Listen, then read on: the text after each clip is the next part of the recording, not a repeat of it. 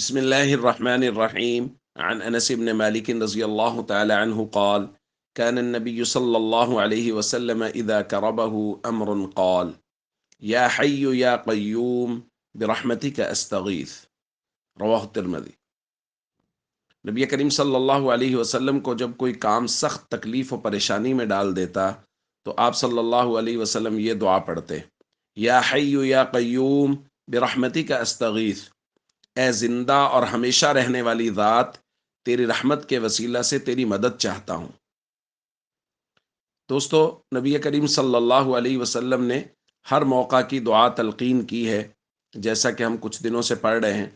تو جب کوئی سخت پریشانی، تکلیف آ جائے، کوئی دکھ آ جائے، تو اس وقت یہ دعا نبی کریم صلی اللہ علیہ وسلم کا معمول تھی: یا حی یا قیوم برحمتک استغیث۔ اس لیے جیسا کہ کل بھی درخواست کی گئی تھی، بجائے اس کے کہ کوئی بھی پریشانی آئے اور عاملوں کے پاس بھاگ جائیں، نبی کریم صلی اللہ علیہ وسلم کی طرف سے تلقین کی گئی مسنون دعاؤں کا اہتمام کریں۔ اللہ تعالیٰ ان کی وجہ سے ہماری پریشانیوں کو دور فرمائیں گے۔